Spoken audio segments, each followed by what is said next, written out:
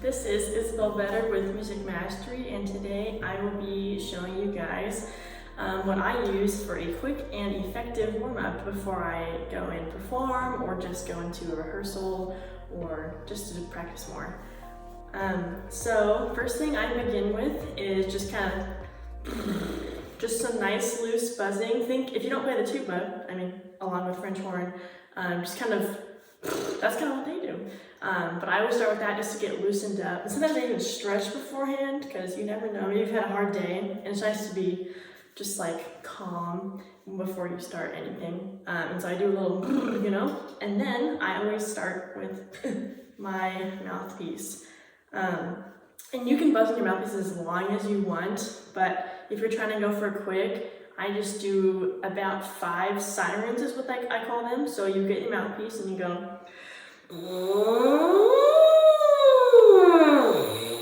So you go as high as you can, as low as you can. Each time that you do it, try and get higher and lower. So I love doing that. It's a great little warm-up.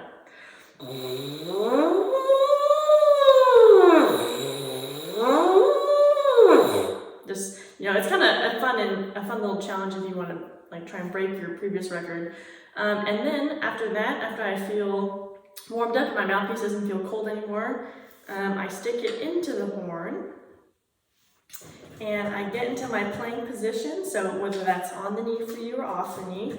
And so I'm playing on a double horn, so this exercise won't affect that too much. You can still do the same 3 rings on a single horn, but what I'm going to do first, these are called the Overtone Series, because French horn, it's all about the Overtone Series, and that's just like being able to play one fingering and play like a gajillion different notes with that fingering. That's why French horn is so hard. So I start with open, and you're going to be playing a C, the below the staff one.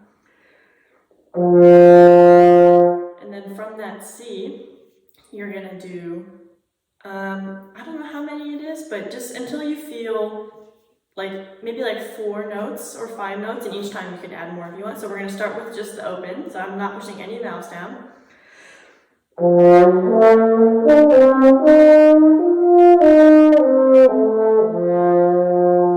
I just go up and then I go down, and then I push second valve down, so the middle valve, and I do the same thing. It's going to be a little lower.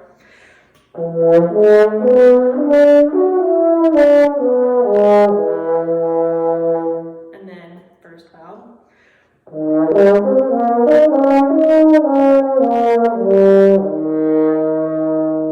And don't worry about being too smooth with this. It's great if you can just go, oh, but you're just trying to hit every single partial interval, and sometimes those intervals don't come out super well. So as long as you hit them, if it sounds a little rude, it's okay. It's just a warm up. And then from after 1, now we're going to do 1 and 2.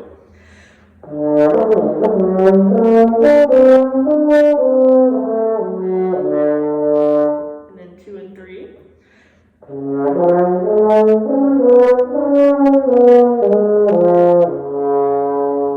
And then 1 and 3. And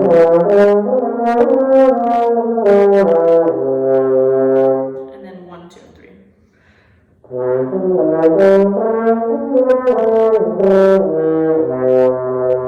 And then from there, you could stop, but sometimes if I have the time, I will start on the 1, 2, 3 again, and I will reverse the order. So instead of starting with open and then going down to 1, 2, and 3, I'll do 1, 2, and 3 and go to open, but this time I'll add more overtones to that. So instead of going oh, I'll go, oh, just a little higher. So.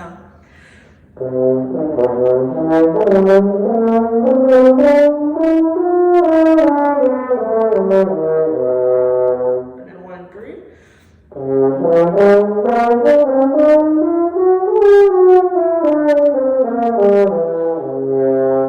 And then 2 and 3.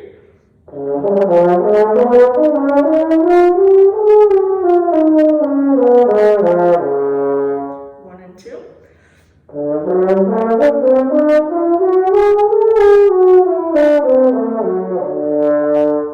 One.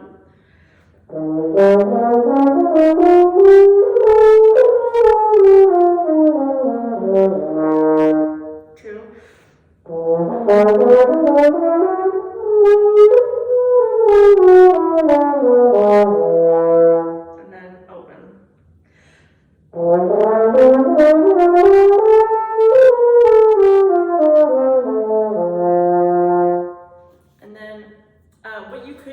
to kind of change that around is instead of slurring it, you could tongue it if you want, but I think slurring is a more effective option just because slurring intervals especially are really hard on the French horn, so this is a good way to practice your skills just as you're warming up.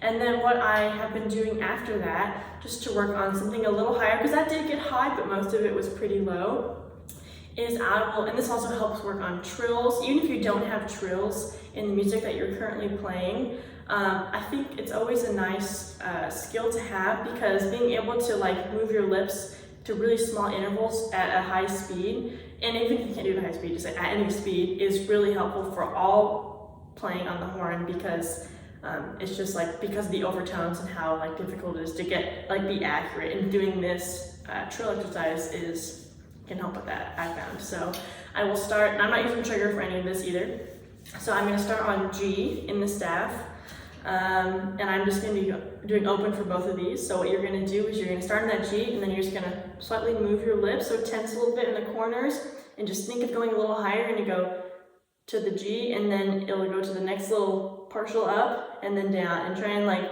increase the speed if you can, and you just do that a couple times, so it'll sound a little like this. And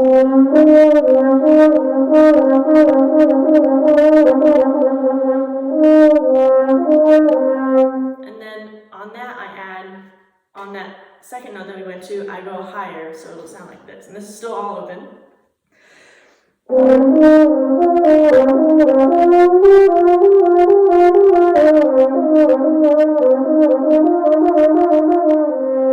Something like that. Just kind of hit whatever note you can. Try and get right next to it, because those are the hard ones.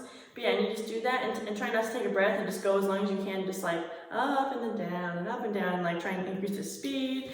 And so then, doing the same technique, but just a different fingering, a little higher, I'm going to do 2 and 3, so an A flat or G sharp.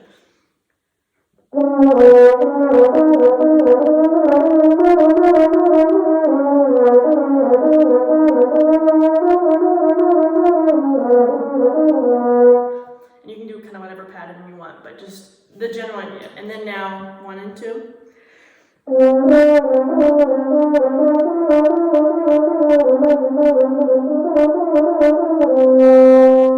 then 1. And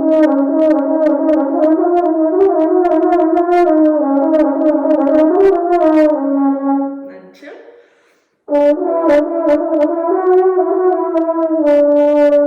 And then open.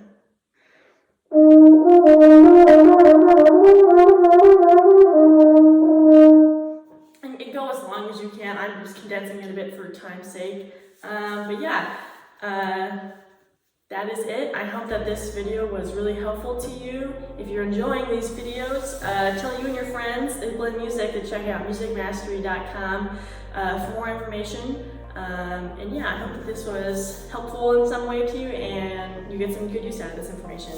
Thank you.